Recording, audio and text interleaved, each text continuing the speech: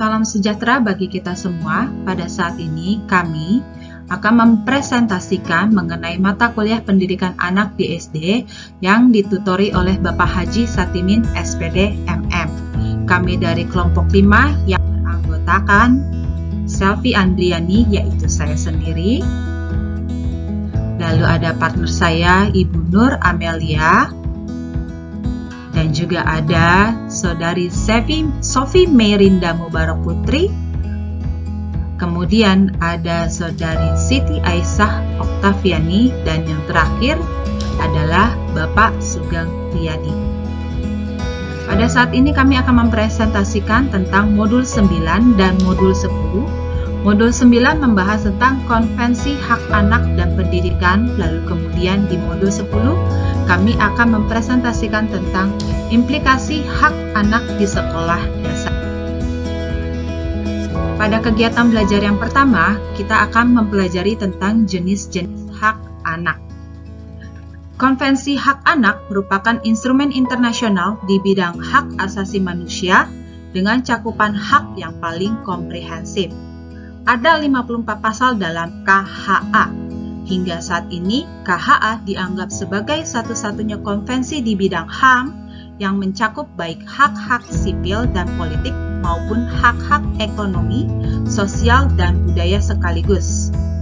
Walaupun KHA terdiri dari banyak pasal yang menyatakan hak-hak anak, tetapi harus diingat bahwa KHA merupakan kesatuan yang tidak dapat bisa dipecah-pecah dan bahwa pasal-pasalnya saling bergantung.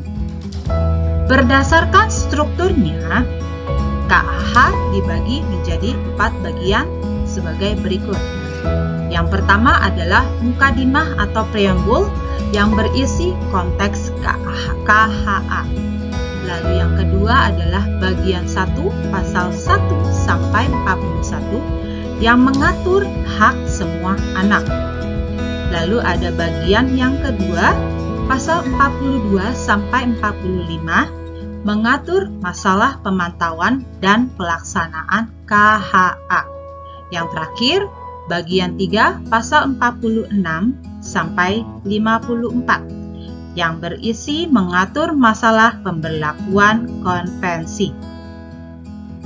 Berdasarkan isinya, ada 4 cara untuk mengkategorisasikan KHA atau Konvensi Hak Anak, Sahabat Remaja, dan UNICEF sebagai berikut. Kategori yang pertama adalah berdasarkan Konvensi Induk Hak Asasi Manusia yang mengandung hak sipil dan politik, lalu hak ekonomi, sosial, dan politik. Kategori yang kedua adalah pihak yang berkewajiban melaksanakan KHA, yaitu negara dan yang bertanggung jawab melaksanakan atau memenuhi hak anak, yaitu orang dewasa pada umumnya. 3 kata kunci ini akan membantu dalam memahami isi KHA, yaitu penuhi atau fulfill, lindungi atau protect, lalu hargai atau respect. Kategori yang ketiga adalah kategori yang sudah sangat dikenal, yang dibuat berdasarkan cakupan hak yang terkandung dalam KHA. Yang pertama adalah hak atas kelangsungan hidup atau survival, yang mencakup hak atas tingkat kehidupan yang layak dan atas pelayanan kesehatan. Yang kedua, hak untuk berkembang atau development, mencakup hak atas pendidikan, informasi, waktu luang, kegiatan seni dan budaya, hak atas kebebasan berpikir, berkeyakinan dan beragama, serta hak anak cacat atas pelayanan, perlakuan, dan pendidikan khusus. Lalu yang ketiga adalah hak untuk perlindungan atau protection, mencakup perlindungan dari segala bentuk eksploitasi, perlakuan kejam, perlakuan sewenang-wenang dalam proses peradilan pidana. Lalu yang terakhir adalah hak untuk berpartisipasi dalam kehidupan masyarakat atau participation, meliputi kebebasan menyatakan pendapat, berkumpul dan berserikat, serta hak ikut serta dalam pengambilan keputusan yang menyangkut dirinya. Dan pada kategori yang terakhir, kategori keempat, Komite Hak Anak PBB mengelompokkan KHA menjadi 8 kategori, yaitu yang pertama langkah-langkah implementasi umum, yang kedua definisi anak, yang ketiga adalah prinsip-prinsip umum, yang keempat hak sipil dan kemerdekaan, lalu yang kelima lingkungan keluarga dan pengasuhan alternatif, yang keenam kesehatan dan kesejahteraan dasar, lalu yang ketujuh pendidikan, waktu luang dan kegiatan budaya, dan yang terakhir kedelapan adalah langkah-langkah perlindungan khusus. Seperti yang kita ketahui bahwa kategori 1 sampai dengan kategori 3 bersifat lintas kategori. Sedangkan kategori 4 sampai dengan 8 merupakan kategori substantif hak anak. Sekarang kita akan melihat rincian uraian dari ke-8 kategori tersebut secara satu persatu. Yang pertama, kategori 1 langkah-langkah implementasi umum.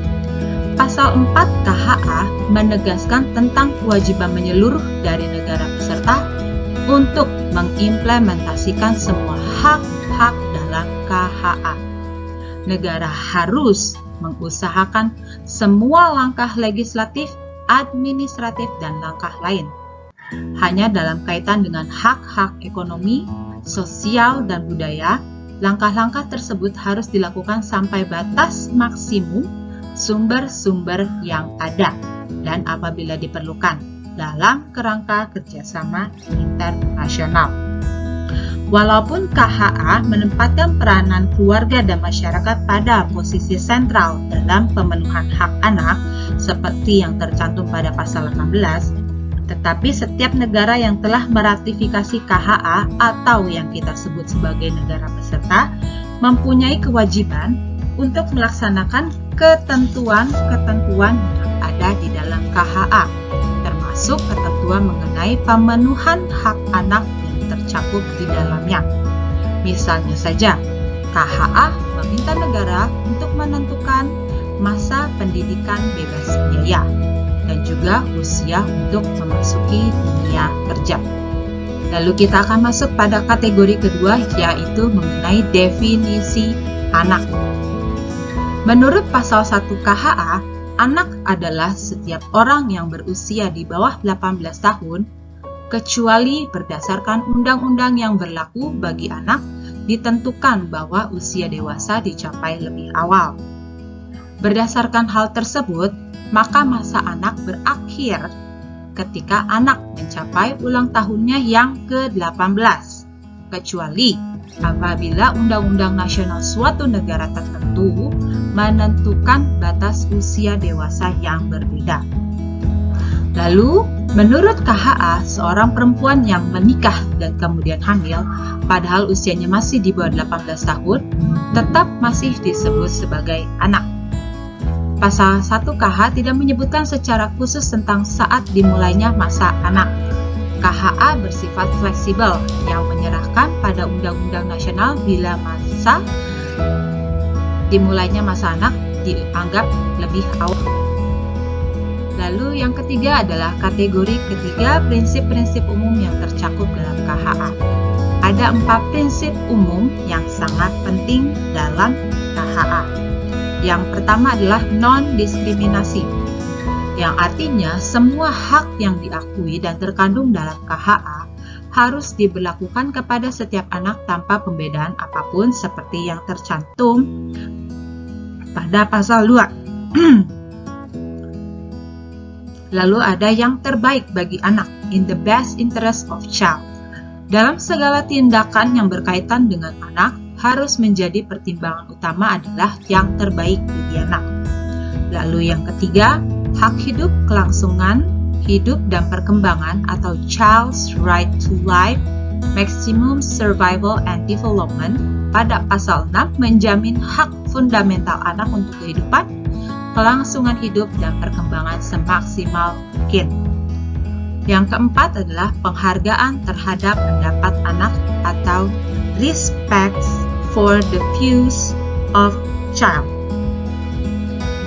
Pendapat anak dipertimbangkan sesuai dengan usia kematangannya. Pada kategori yang keempat, kita akan membahas tentang hak-hak sipil dan kemerdekaan. Dalam Konvensi Hak Anak, hak-hak sipil dan kemerdekaan meliputi 8 kelompok hak, seperti yang terdapat dalam Pedoman Perlindungan Anak sebagai berikut. Yang pertama adalah hak untuk memperoleh nama dan kebangsaan. Yang kedua, hak untuk mempertahankan identitas. Yang ketiga, kebebasan untuk menyatakan pendapat. Lalu yang keempat, hak untuk memperoleh informasi yang tepat. Yang kelima, kebebasan berpikir, berhati nurani dan beragama. Lalu yang keenam, kebebasan untuk berserikat dan berkumpul dengan damai. Yang ketujuh, perlindungan untuk kehidupan pribadi. Lalu yang kedelapan adalah hak untuk dilindungi dari siksaan, perlakuan yang merendahkan martabat, dan perampasan kemerdekaan.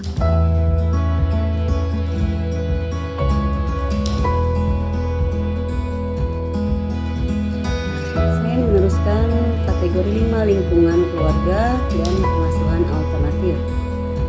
Dalam buku Pedoman Perlindungan Anak tahun 1999 disebutkan 10 anak hak yang termasuk dalam lingkungan keluarga dan pengasuhan alternatif. Yang pertama, bimbingan orang tua. Yang kedua, tanggung jawab orang tua.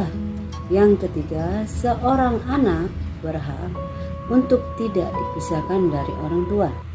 Yang keempat, masuk atau meninggalkan negara untuk penyatuan kembali keluarga atau reunifikasi keluarga. Yang kelima, rehabilitasi anak yang menjadi korban. Yang keenam, anak yang kehilangan lingkungan keluarga. Yang ketujuh, adopsi. Yang kedelapan, memberantas pemindahan gelap anak ke luar negeri dan tidak kembalinya dari luar negeri. Yang kesembilan, hak anak untuk mendapat perlindungan dari segala bentuk kekerasan. Lalu yang kesepuluh, hak anak untuk peninjauan kembali secara periodik perlakuan terhadapnya. Lalu kategori 6 tentang kesehatan dan kesejahteraan dasar, di mana ada 5 anak yang tercantum dalam kelompok ini. Yang pertama dalam pasal 6 tentang menjamin hak dasar anak untuk hidup dan kelangsungan hidup serta perkembangan semaksimal mungkin. Lalu yang kedua, hak anak yang cacat. Yang ketiga, hak anak untuk kesejahteraan dan pelayanan kesehatan. Yang keempat, hak anak untuk manfaat dari jaminan sosial. Yang kelima, hak anak untuk standar hidup yang layak. Untuk kategori yang ketujuh, tentang pendidikan waktu luang dan kegiatan budaya, yaitu tentang hak-hak yang berkaitan dengan pendidikan. Untuk kategori 8, langkah-langkah perlindungan khusus, ada 4 kelompok anak yang memerlukan perlindungan khusus sebagai berikut. Yang pertama, anak yang berada dalam situasi darurat. Yang kedua, anak yang mengalami masalah dengan hukum. Yang ketiga, anak yang mengalami situasi eksploitasi. Yang keempat, anak yang berasal dari kelompok minoritas dan masyarakat adat atau pribumi. Lalu di kegiatan belajar yang kedua tentang Konvensi Hak Anak dan Pendidikan. Ketentuan pendidikan yang terdapat dalam Konvensi Hak Anak yang disetujui oleh Majelis Umum Perserikatan Bangsa-Bangsa pada tanggal 20 November 1989 diilhami oleh Deklarasi Universal Hak-Hak Asasi Manusia tahun 1948. Ada 4 prinsip yang terkandung dalam KHA atau Konvensi Hak Anak, yaitu 1. Non-diskriminasi. Yang kedua, yang terbaik bagi anak atau best interest of the child. Yang ketiga, hak hidup, kelangsungan hidup dan perkembangan atau right to life development. Yang keempat, penghargaan terhadap pendapat anak atau respect of the view of the child. Lalu Komite Hak Anak Perserikatan Bangsa-Bangsa mengelompokkan dalam pasal-pasal KHA menjadi 8 kategori, dan kategori ketujuh adalah tentang pendidikan dan waktu, ruang, dan kegiatan budaya. Ada 3 pasal yang mencakup ke dalam kategori pendidikan, yaitu pasal 28, pasal 29, dan pasal 31. Pasal 28 menyatakan sebagai berikut. Yang pertama, negara-negara peserta mengakui hak anak atas pendidikan dan dengan tujuan mencapai hak ini secara bertahap dan berdasarkan kesempatan yang sama. Yang kedua, negara-negara peserta akan mengambil semua langkah yang layak untuk menjamin bahwa disiplin sekolah dilaksanakan dengan cara yang sesuai dengan martabat kemanusiaan anak dan sesuai dengan konvensi ini. Lalu yang ketiga, negara-negara peserta akan meningkatkan dan mendorong kerjasama internasional dalam masalah yang terkait dalam pendidikan. Pasal 29 mencantumkan ketentuan-ketentuan berikut ini. 1. Negara-negara peserta sependapat bahwa pendidikan anak akan diarahkan pada A. Pengembangan kepribadian anak, bakat, dan kemampuan mental dan fisik sampai mencapai potensi mereka yang paling penuh. B. Pengembangan penghormatan atas hak-hak asasi manusia, kebebasan asasi, dan atas prinsip-prinsip yang diabadikan dalam Piagam PBB. C. Pengembangan rasa hormat kepada orang tua anak, identitas budaya, bahasa, dan nilai-nilainya sendiri, kepada nilai-nilai nasional di mana anak bertempat tinggal, dari mana anak, dan kepada peradaban-peradaban yang berada dari peradabannya sendiri. Persiapan anak untuk kehidupan yang bertanggung jawab dalam suatu masyarakat bebas, dalam semangat saling pengertian, perdamaian, toleransi, persamaan jenis kelamin, persahabatan antara sesama, suku bangsa, kelompok nasional dan agama, dan orang-orang pribumi. E. Pengembangan rasa hormat kepada lingkungan alam. 2. Tidak ada bagian dari pasal ini atau pasal 28 akan ditafsirkan sedemikian rupa, sehingga mengganggu kemerdekaan perorangan dan lembaga-lembaga pendidikan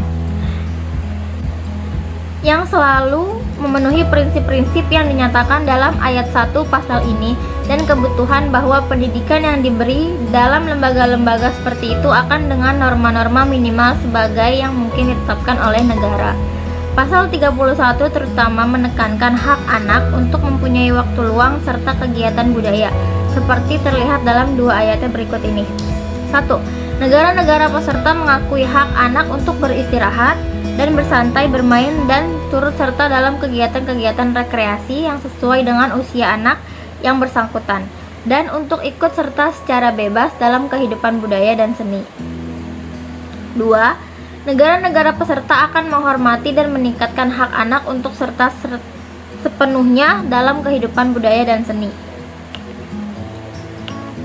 Ada beberapa pasal lain yang mengatur tentang masalah pendidikan, waktu luang, dan kegiatan rekreasi, yaitu pasal 19 mengatur tentang langkah-langkah untuk melindungi anak dari segala bentuk kekerasan, penyiksaan, ataupun penyalahgunaan fisik atau mental.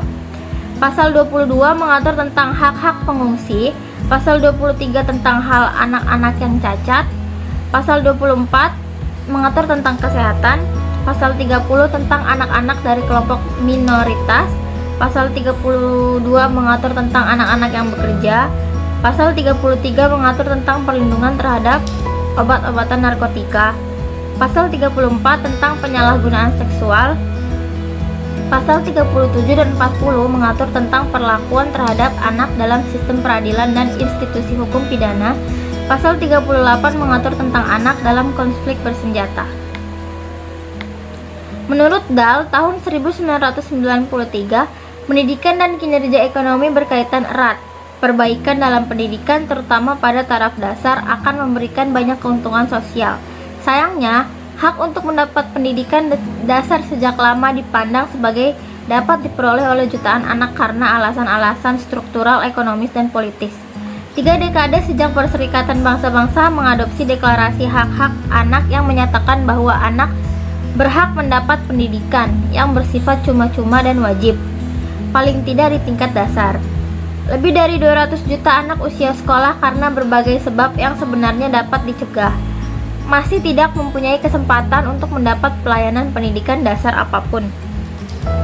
Pasal 28 menyatakan bahwa pendidikan adalah hak untuk mengusulkan langkah-langkah agar hak ini dapat tercapai secara progresif dan berdasar kesempatan yang sama. Pendidikan dasar harus menjadi wajib dan dapat diperoleh secara gratis atau cuma-cuma tanpa biaya untuk semua anak. Pendidikan dasar adalah wajib, demikian dinyatakan oleh KHA. Pada tahun 1994, pemerintah Indonesia mencanangkan wajib belajar pendidikan dasar 9 tahun. Sampai dengan tahun 2003, rata-rata lama sekolah penduduk berusia 10 tahun ke atas yang berpendidikan sekolah menengah pertama atau SMP ke atas masih sekitar 36,2%. Angka buta aksara penduduk usia 15 tahun ke atas masih sebesar 10,12%. Menurut Susenas 2003 dalam Dwi Agus Susilo dan kawan-kawan. Apa konsekuensi bagi anak-anak Indonesia dari ketentuan pemerintah bahwa pendidikan hanya bersifat semesta atau universal, tetapi tidak wajib? Dalam laporan Indonesia tentang pelaksanaan KHA selama tahun 1993 sampai 2000 atau CRC First Periodic Report Indonesia tahun 1993 Juni 2000 sampai Juni 2000 dikatakan bahwa pada tahun ajaran 1994 sampai 1995 angka partisipasi murni atau APN untuk mencapai anak usia sekolah dasar adalah 94,71%, sedangkan untuk SLTP mencapai 43,13%. Jadi, hanya dalam 1 tahun saja sejak mereka masuk sekolah, sudah banyak anak yang mengalami kesulitan untuk meneruskan pendidikan mereka di sekolah dasar, kemungkinan besar karena kesulitan ekonomi. Kompas tanggal 18 April 2001 juga memuat berita tentang sekitar 800.000 sampai 900.000 anak sekolah dasar putus sekolah akibat berbagai sebab. Kemiskinan yang dialami oleh banyak keluarga di Indonesia serta krisis ekonomi yang sudah berlangsung selama 4 tahun ini dapat merupakan salah satu faktor yang menyebabkan banyaknya anak tidak memperoleh pendidikan dasar mereka. Alokasi dana yang disediakan oleh pemerintah untuk pendidikan walaupun mengalami kenaikan sampai tahun 1997 sampai 1998, tetapi masih lebih kecil dibandingkan dengan negara-negara tetangga kita di lingkungan ASEAN seperti Muang Thai dan Singapura. CRC First Periodic Report Indonesia 1993 sampai Juni 2000. Pasal 29 KHA menekankan tujuan pendidikan antara lain pengembangan kepribadian, bakat, dan kemampuan anak, penghormatan terhadap hak-hak asasi manusia dan kebebasan fundamental, pengembangan rasa hormat kepada orang tua, anak, budaya, mempersiapkan anak untuk kehidupan yang bertanggung jawab dalam suatu masyarakat yang bebas, pengembangan rasa hormat terhadap lingkungan alam. Dalam kaitan dengan penerapan pasal 29 ini, dalam CRC First Periodic Report Indonesia 1993 sampai Juni 2000 dikatakan bahwa pendidikan Pancasila dan kewarganegaraan diharapkan dapat membentuk sikap yang berlandaskan pada nilai moral dan muatan lokal pada kurikulum nasional sekolah dasar, diharapkan dapat mengembangkan identitas yang berkaitan dengan budaya lokal. Sedangkan pendidikan agama yang diberikan dari tingkat sekolah dasar sampai pendidikan tinggi diharapkan dapat mempersiapkan anak untuk kehidupan yang bertanggung jawab dalam suatu masyarakat yang bebas, saling pengertian, toleransi, persamaan jenis kelamin, dan persahabatan antara sesama. Ketika meratifikasi Konvensi Hak Anak, Indonesia membuat deklarasi antara lain menyatakan dalam rangka pelaksanaan pasal 1, 14, 16, 19, 21, 22, dan 29 KHA, pemerintah Indonesia menyatakan akan melaksanakan artikel-artikel tersebut sesuai dengan konstitusinya. Dalam laporan Indonesia yang menyebutkan dalam 5 tahun ke depan Indonesia berjanji atau akan berupaya untuk 1. Mengembangkan kurikulum berdiferensiasi untuk pengembangan kepribadian dan bakat anak. 2. Pemerintah sedang mempertimbangkan pendidikan budi pekerti.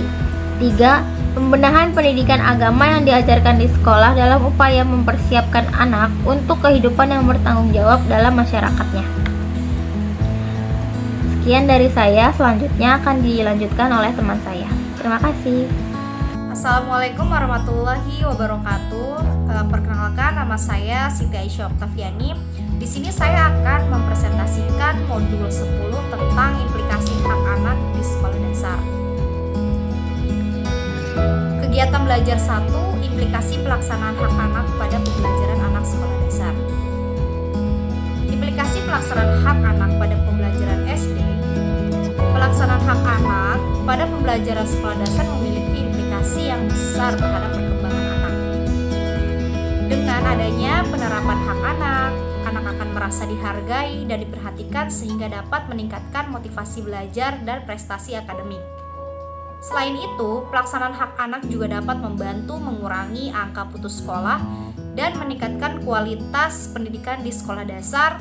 Hal ini karena anak akan merasa nyaman dan senang dalam belajar sehingga tidak mudah bosan atau stres. A. Pengertian kurikuler, kokurikuler, dan ekstrakurikuler. Kurikuler adalah segala hal yang berkaitan dengan mata pelajaran yang diajarkan di sekolah. Hal ini meliputi kurikulum nasional yang harus diikuti oleh semua sekolah di Indonesia. Sedangkan kokurikuler adalah kegiatan tambahan yang dilakukan di luar jam pelajaran yang bertujuan untuk mengembangkan keterampilan dan minat siswa.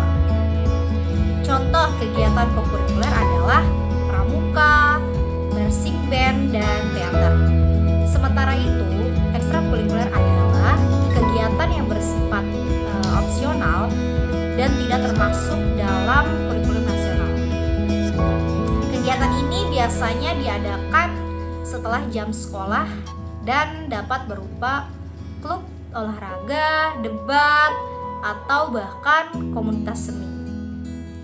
Dalam konteks hak anak, dapat memperoleh pengetahuan dan keterampilan yang sesuai dengan standar pendidikan nasional. B. Tujuan dilakukan kegiatan kokurikuler dan ekstrakurikuler.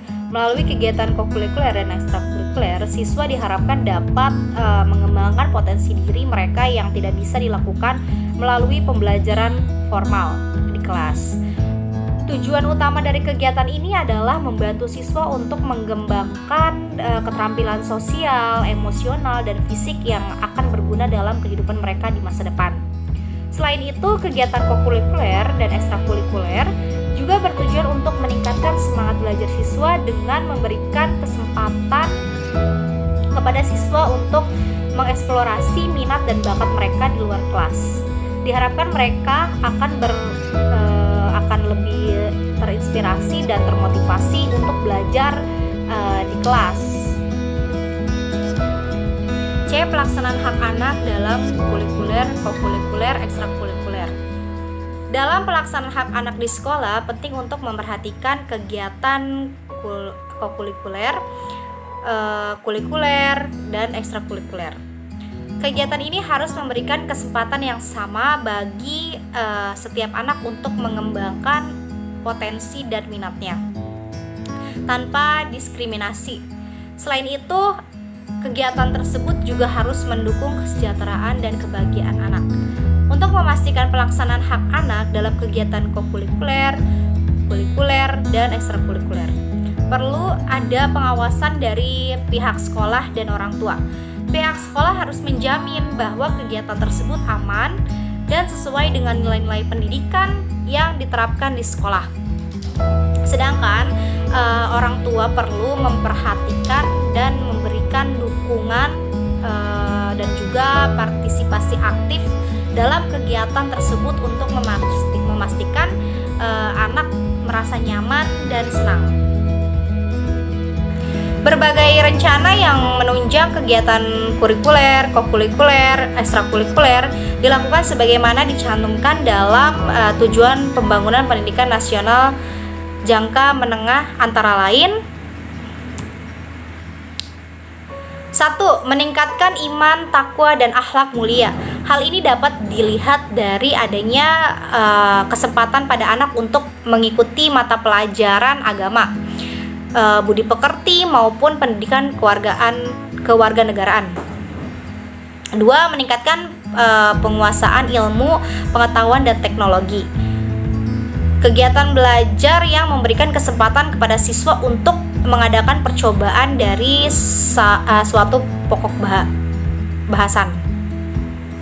3. Meningkatkan sensitivitas dan kemampuan ekspresi estetis. Pelajaran seni tidak sekedar diberikan secara teori, tetapi juga perlu dipraktekkan agar siswa dapat memahami secara mendalam mengenai materi yang sedang dibahas. 4. Meningkatkan kualitas jasmani pelajaran olahraga yang merupakan pelajaran praktek membuat anak bebas bergerak. 5. Meningkatkan pemerataan kesempatan belajar pada semua jenis dan jenjang pendidikan bagi semua warga negara secara adil, tidak diskriminatif, dan demokratis tanpa membedakan tempat tinggal, status sosial, ekonomi, jenis kelamin, agama, kelompok etnis, kelainan fisik, emosi, mental, serta intelektual. Tujuan pembangunan pendidikan nasional tampak sejalan dengan Undang-Undang Nomor 20 Tahun 2003 tentang Sistem Pendidikan Nasional, yaitu tersedianya pendidikan khusus bagi siswa dengan tujuan wajib belajar selama 9 tahun. 6. Kesempatan adanya pendidikan non-formal ini juga merupakan implikasi dari konvensi anak, di mana anak yang belum pernah mengenyam pendidikan justru diberi kesempatan untuk belajar. Sekian presentasi dari saya, kurangnya mohon maaf. Wassalamualaikum warahmatullahi wabarakatuh. Selanjutnya saya akan meneruskan presentasi ini, yaitu kegiatan belajar 2. Contoh-contoh pelanggaran hak anak di sekolah dasar. Mutu pendidikan kegiatan wajib belajar 9 tahun menunjukkan adanya rekrutmen pendidikan dan tenaga kependidikan dalam program wajib belajar. Pendidikan dalam program wajib belajar, kondisi pendidikan guru yang belum seluruhnya akan berdampak pada penghasilan pendidikan yang kurang memadai.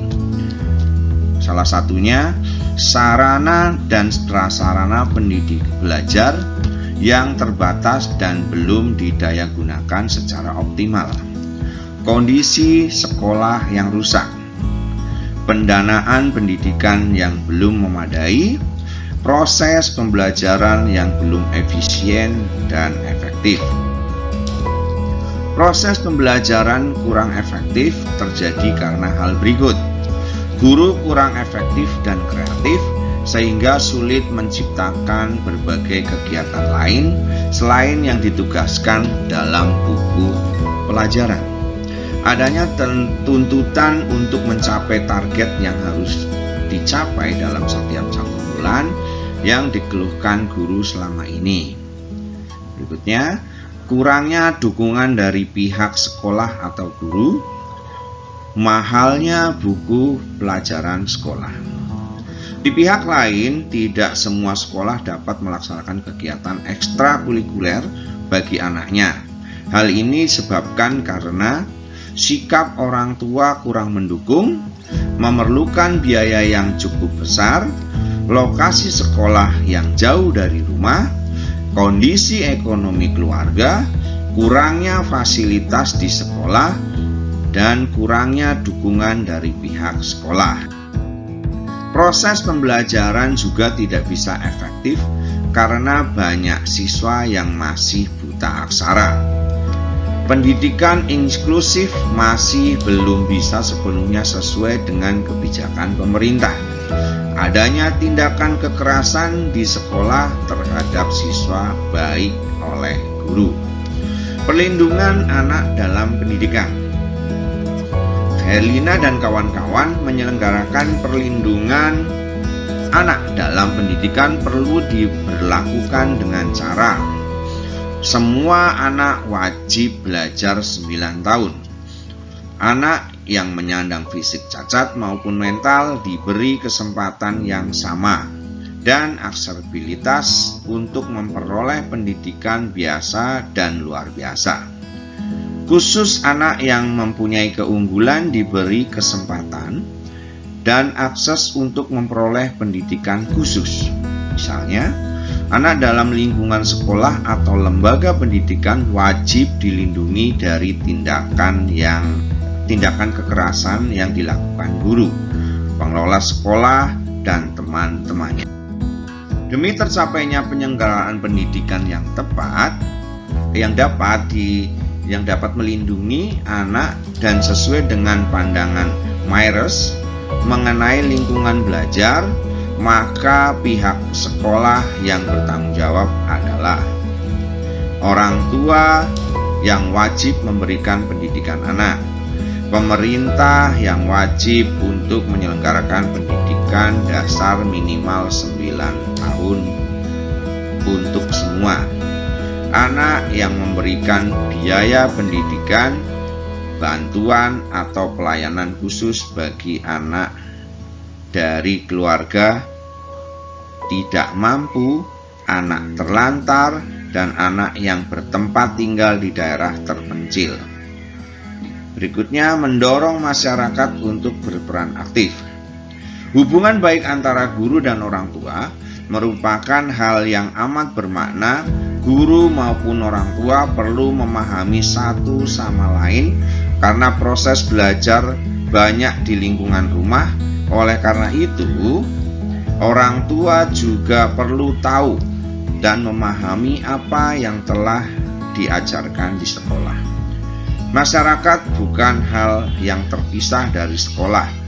Hal ini banyak kaitannya dengan apa yang dilakukan anak. Pembelajaran yang diminati oleh anak bukan hanya berasal dari sekolah, tetapi juga berasal dari lingkungan anak di mana ia berada. Demikian pemaparan dari kelompok kami. Kami memohon maaf jika terdapat kesalahan atau kekurangan dalam penyampaian materi tersebut. Terima kasih sudah menyaksikan video presentasi kami. Salam sejahtera.